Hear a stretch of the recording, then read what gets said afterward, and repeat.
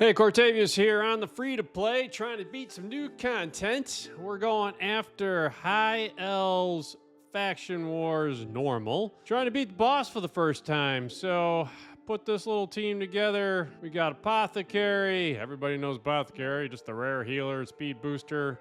Trying Lysanther Beast Bane. He's built for damage. He has no ring. I'll fix that and pause in a second. And we've got Fina in there, and she's in a 6-piece protection set.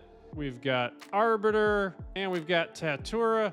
I really like Tatura. I think he's a great champ. He could be 6-star. He can hit hard. He can protect. I only have him at level 50. We're going to give him a shot at level 50.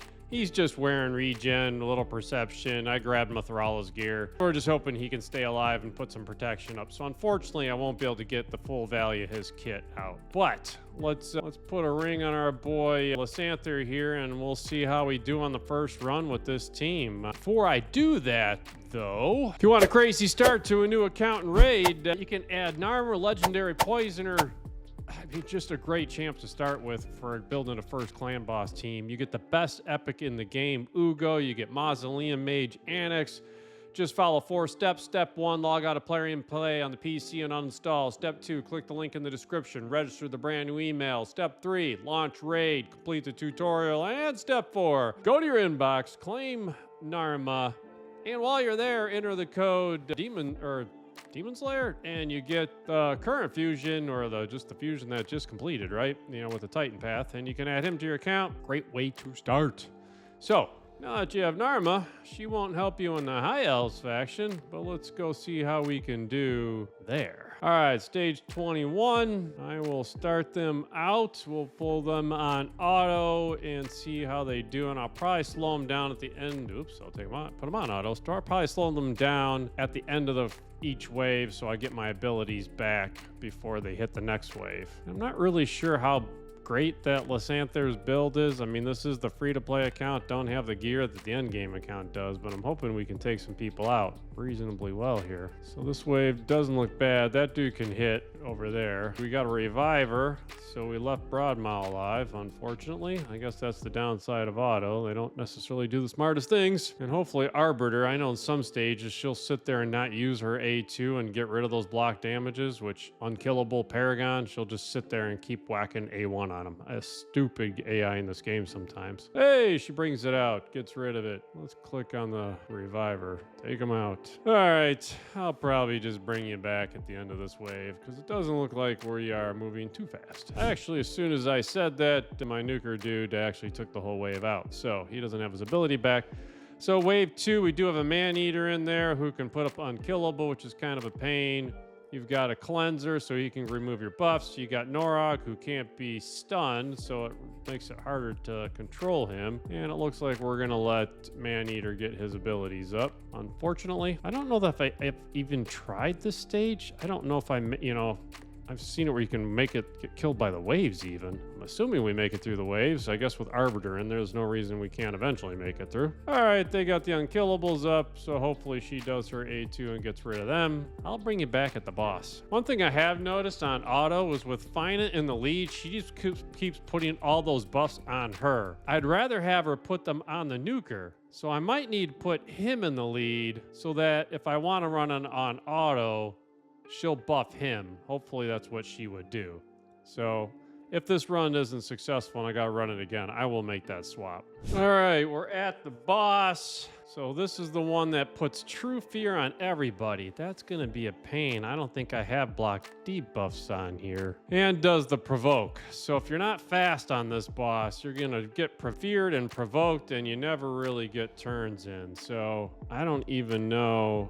So yeah, I'm not gonna get block debuffs, right? So if I had built Fina with resistance, she can actually remove all debuffs from all allies. And then on her A2, she can protect at least one of our guys with block debuffs, not the whole team, but only one. So she can be helpful. So if this doesn't work, I could come back and say, can I get enough resistance to avoid the fears and the provokes by protecting her? And she can, I don't want to reset the skills yet because he actually hasn't even used any yet. So, and then if we boost our speed enough, now does Tatura, he does a perfect veil and a shield. So he's got block debuffs and increase on all allies. So that's actually pretty nice. So Tatura and Fina both bring some nice abilities in here. So I'll hit auto here and just see how they do on auto now that we've set that up. Oh, I forgot though. Fina, I need to put him in the lead if I'm going to run this on auto because she is resetting her own skills, which, we'll just run it on auto and see if it works. And then I'll bring him back in.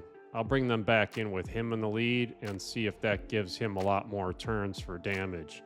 Even if this is successful, I might just run it again out of curiosity. Actually, I'll probably be out of keys, but I'd like to run it again and just see if it's faster with him in the front. So we'll see. This boss is healing pretty easily here, so I think we got to take these ads out to be able to stop that boss from healing. And you can see Tatura is not fast enough to keep the block debuffs up, but at least with Fina protecting herself, that's interesting. So she is putting the block debuffs on herself, which means she can do her cleanse skill. So maybe that's not all bad by having her not reset his skills. He doesn't do as much damage as fast, but she's able to cleanse us off a lot faster. So yeah, I mean, Fina's pretty helpful against this boss. Obviously, that's not very repeatable for everybody watching the video, but block debuffs, I guess, is the message here. Block debuffs is definitely helpful if you have a champ, and just using the concept of if you do have a champ that can cleanse and clear and put block debuffs up, putting some resistance on that champ would allow the champ not to get protected. So in this case, Fina can protect herself, but if your champ can't do that, putting a resistance build to be able to do the cleanse for everyone else and put block debuffs us would helpful, and getting speed on them's helpful. So, all right, well, I think we look safe here. Nobody's really getting hurt here. I've got Apothecary to be able to heal as well, and you got Arbor to pick people back up, but even my nuker is not getting hurt much, and we could pick him back up if he does. So, yeah, and Fina been able to cleanse here. Certainly is kind of working out. So this is looking pretty good. It might not be fast. We're 9 minutes into this run. Oh, man. You know, seeing it, though, I do wonder if I could just hit full auto from the start. I stopped at the end of each wave, which added to the time. So if I have keys left, I'll probably run this again. I don't remember if I hit Super 8. I can't hit Super 8. It's the first time through. So I might just run it again on full auto just from start to finish and see if they make it. Anyway, I will be back. I will pause and bring it back closer to the end because I don't think you're going to learn anything from here. Yeah, they just rolled right along. So never needed to do anything or jump in or, check. I mean, they're just fully healthy rolling through. So, hey, it's fun to get through and beat a new faction here. That's 3 stars. Get my Lego book, some materials. Lysanthier, 1.6 million damage. Man, look at Apothecary. My second best damage dealer in there. I'm actually pretty surprised by that. Tatura, if he was built, definitely would have been. But Apothecary doing some work there. So, fun to beat the faction, I will admit. High Elves is one of the easiest factions to beat. Arbiter, well built, generally can carry any team through to the finish line eventually. You just got to time the revives. But this team was kind of fun because they didn't need any revives at all in that thing. So they just basically stayed alive. So a whopping 13 and a half minutes. So I got 4 more keys left. So I think I'll run it again on full auto and just see what it does. And I might also take Tatura's gear off and give that back to Mithral and just throw something else on him. If I just look at him in the fight, I don't know how much he really did. It says he's got healing there. So I don't know where his healing came from, to be honest. Oh, he's got the regen set. So he's healing himself through regen. So if you're only going to bring him in level 50, maybe it's helpful to have him in some form of regen, but I could put him in a lesser gear than what Mithrala had just to see what he's in there. But yeah, I didn't really build him for damage. That'd be another thing I could do. I could build him for more damage and then just let Arbiter revive him, especially now that the faction's 3-starred. I could just take him out of the survive build and let him try and do some damage, but it'd be great to 6-star him to do that. I just got too many champs in line in front of him. So let me show you the builds for those champs. in case you're curious. I never did put the ring on Lysanther, so that would have been a little boost in his damage, which I didn't do. So he's in some crit damage. He's got perception. He has defense. And a piece of pinpoint on there. Oh, that's why he's not wearing a ring. I needed to put the build I was trying to build would have been a pinpoint ring, so he would have had 10 more speed, but I didn't have any. I gave that pinpoint ring to someone else, and I have no pinpoint rings in this faction. So I probably got to try and remember it if I get a High Elves ring, even if it's garbage, just to keep it, because I could get 10 speed on him just by putting that ring on there.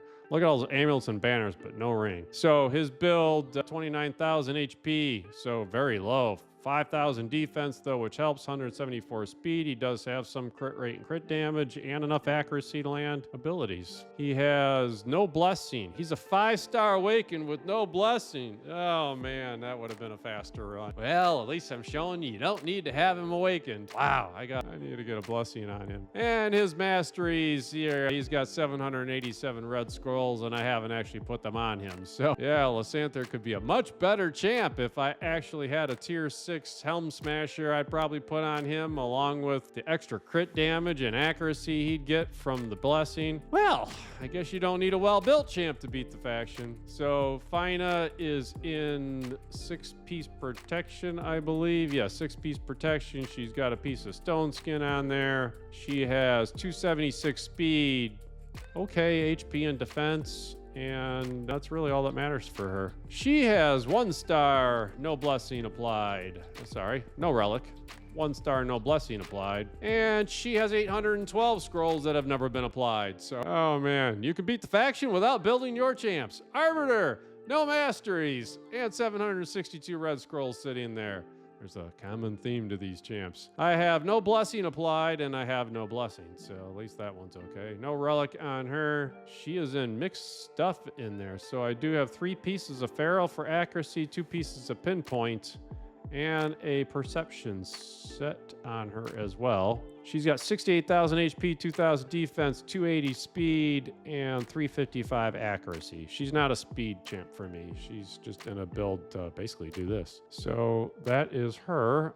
And then Tatura was in regen and perception. He has no relic, he has no blessing, and he has no masteries. I feel like I'm missing somebody, probably apothecary, right? Yeah, Apoth. So he is in War Master. Somebody with a tier 6 mastery. Still 400 scrolls not used, but at least he had War Master on him. Maybe that's why he was actually doing damage.